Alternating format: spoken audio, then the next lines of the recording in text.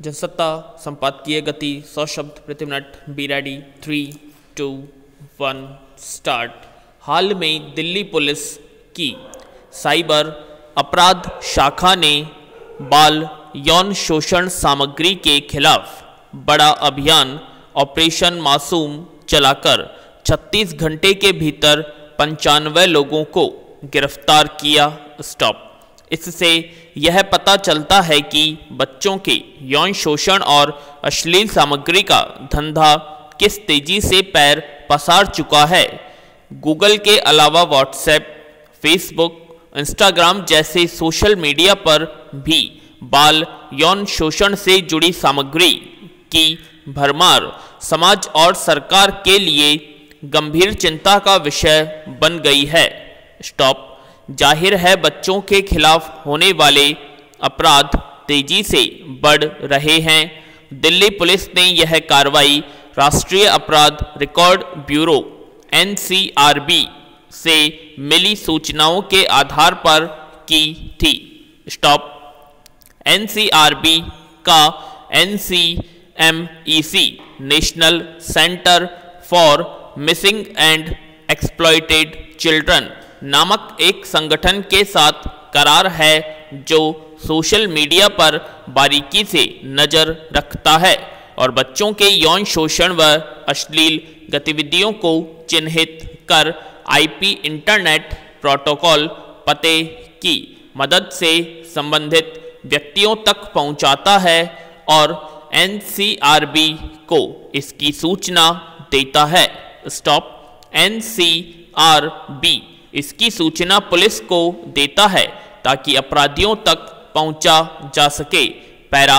आज दुनिया का शायद ही कोई देश होगा जो बाल यौन शोषण की समस्या से ग्रस्त न हो। स्टॉप। इसलिए यह समस्या वैश्विक स्तर पर भी गंभीर चिंता का विषय बन गई है। बच्चों के प्रति बढ़ते यौन अपराधों को लेकर संयुक्त राष्ट्र तक में आवाजें उठती रहती हैं, पर दुख की बात यह है कि इस ओर पर्याप्त ध्यान नहीं दिए जाने की वजह से यह बुराई फैलती ही जा रही है। एक रिपोर्ट के मुताबिक भारत में पिछले साल पूर्णबंदी लागू होने के बाद से बाल अश्लील सामग्री की ऑनलाइन मांग में जबरदस्त वृद्धि देखने को मिली। दिसंबर 2019 के दौरान इंटरनेट पर अश्लील सामग्री की मांग 100 शहरों में औसतन 50 लाख प्रति माह थी, लेकिन पूर्णबंदी के बाद इसका उपभोग 95% से भी ज़्यादा बढ़ गया। स्टॉप। पैरा।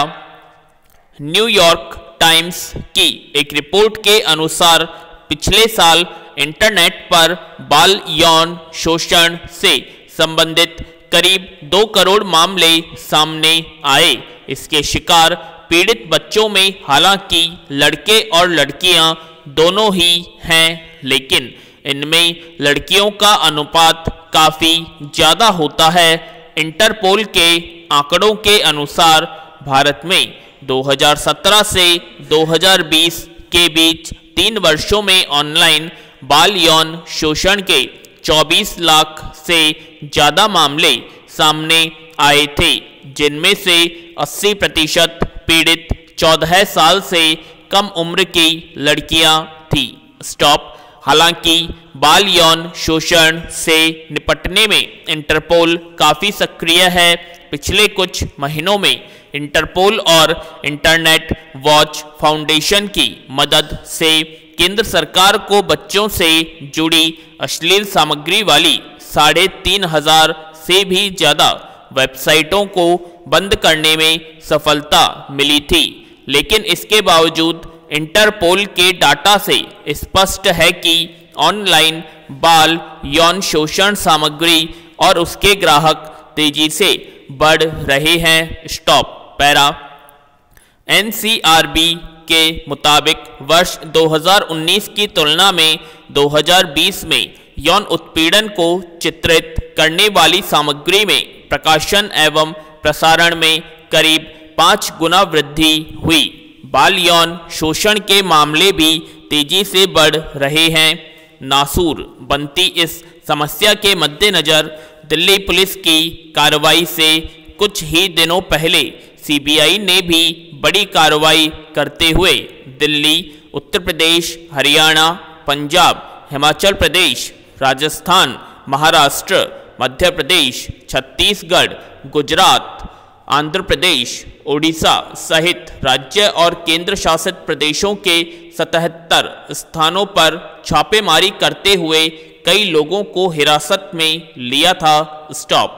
दरअसल जांच में देश भर में ऐसे 70 से ज़्यादा शहरों की पहचान हुई थी जहां से बाल यौन शोषण कारोबार बड़े पैमाने पर चल रहा था।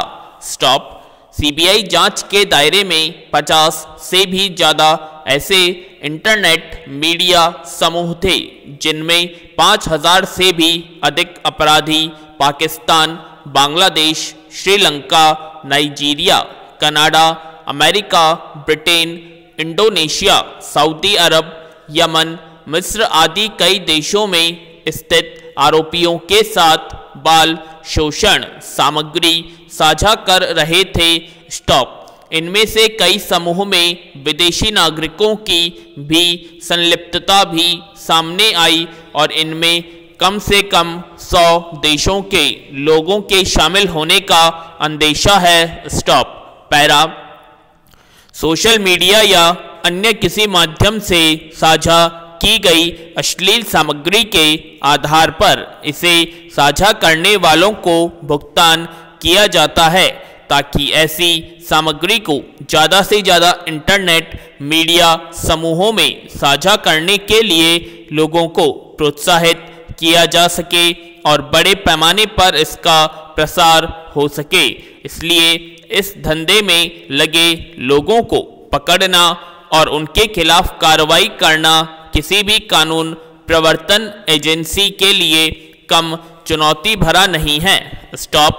हालांकि ऐसे अपराधों से निपटने के लिए संबंधित एजेंसियों ने सॉफ्टवेयर बनाए हैं जो किसी भी इंटरनेट साइट पर बाल अश्लीलता से संबंधित कोई फोटो या वीडियो अपलोड होते ही उससे जुड़ी जानकारी हासिल कर लेते हैं और संबंधित एजेंसियां फोटो तथा वीडियो साइट देखकर पता लगा लेती हैं कि वे किस मोबाइल या लैपटॉप से इंटरनेट पर डाले गए हैं। स्टॉप।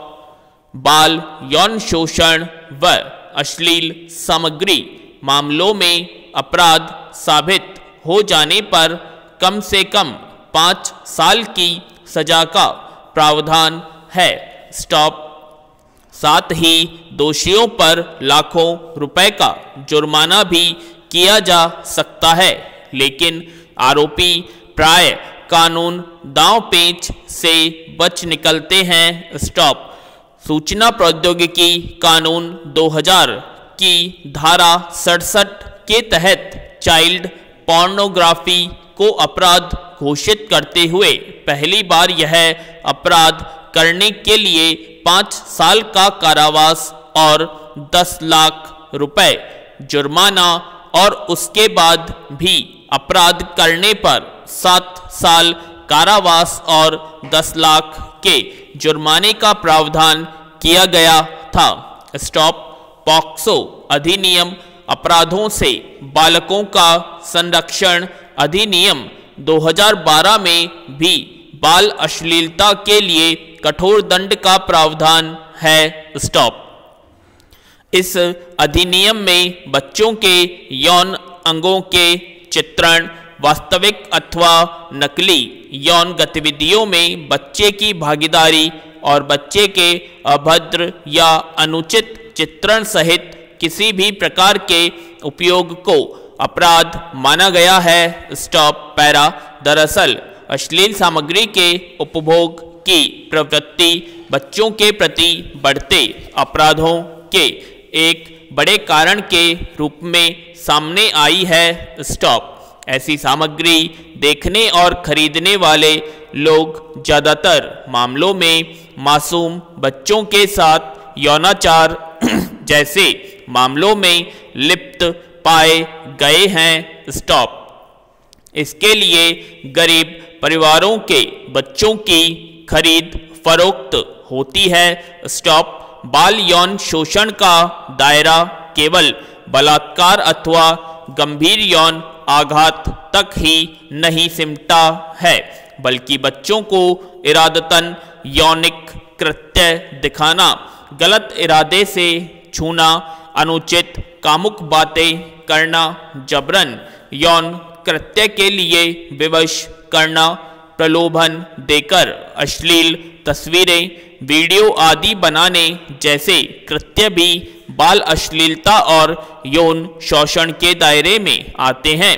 चूंकि बच्चे इन कृत्यों का प्रतिरोध करने में सक्षम नहीं होते, इसलिए वे इन अनैतिक कृत्यों में लिप्त अपराधियों के लिए बहुत आसानी से निशान बन जाते हैं। स्टॉप। पैरा।